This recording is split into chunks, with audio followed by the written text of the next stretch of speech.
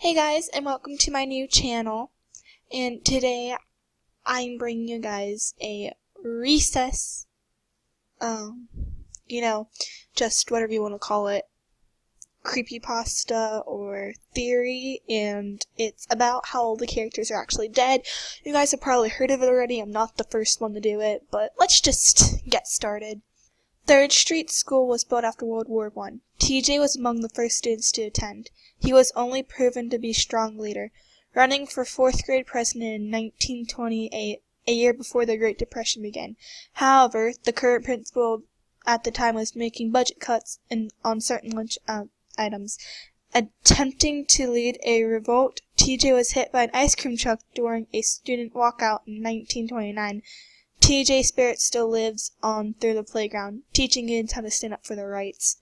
Mikey Sue transferred to the school after TJ's death, starting 1st grade in 1929 through 1930 school year.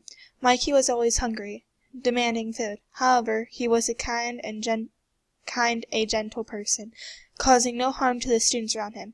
In 1931, he was diagnosed with diabetes type 1. Feeling depressed, he ate an insane amount of chocolate bars to cope with his disease. He went into a diabetic coma in 1932 and died later that year of a heart attack at the age of 10. Mikey still walks in the playground, fat as ever and hungry as ever. Spinella began attending in 1933, a school year after Mikey's death. Always trying to act the tough one, Spinelli would converse with the ghost of TJ and Mikey and share with them her experiences. Spinelli died in a fight in 1936 during her second repeat of the 4th grade year. She now hangs with the rest of the gang, acting as the group's bodyguard. Randall started at 3rd Street School in 1944. Dreams of being a reporter, he often worked as the muckraker of the school principal. Despite by the game, especially Spinelli, Randall one day caught a random bystander being up by a tiny 2nd grader in 1946 and told the principal, a different one than the one from the 1928. Furious, the bystander killed Randy with the gun in his house a few nights later. He was struck in the head and killed instantly. Randy, still known as 3rd Street's best snitch. Gus began school in 1951. He was often quiet and kept to himself. He conversed with TJ, Spelly, and Mikey a lot, as the ghosts were his only friends. He was often the target of playground bullies. One fateful night in 1953, Gus was walking home from school, in tears and covered in dirt and blood. He was beaten up by the neighborhood bullies the previous day, and his parents had forgotten to pick him up. Gus collapsed on the sidewalk in front of his house, and he was turning to walk to the door. He died on New Year's Day, 1954. Gus is viewed as a nerdy kid of the group, often keeping himself avoiding dirt and filth. When the Tylers began school in 1958, the Ashleys were already in school, living the dream as top-notch 4th graders. Both groups were often despised by the rest of the kids on the playground. One night, while the girls were having a sleepover and the boys were having a gentleman's sleepover, both coexisting at night, a serial killer broke into the Ambers' mansion and murdered the Ambersters, Quillen children, Tomasian children, and the Boylett children. The killer was captured by the police in early 1959. The Ashleys and the Tylers still roamed the playground, acting like the big people on campus. Gretchen came to 3rd Street in 1962. She was shown as the intelligent one in the group, winning the science award every year until Bucky Benson stole her project in 1965. Gretchen went home that day on a mad rampage. In her anger, she committed suicide by a gunshot to the head. She's still the more intelligent of the ghosts in the group, and is even willing to tutor her friends when the time calls for it. Digger, Sam, and Dave attended 3rd Street School a while after Gretchen's death. Beginning in 1968, both boys were always interested in digging. In the summer of 1971, they were caved in while exploring an old coal mine. They never got out, and died 2 weeks after being trapped. They dig near the school's playground, afraid that digging outside the school grounds will cause them to lose their life in the afterlife.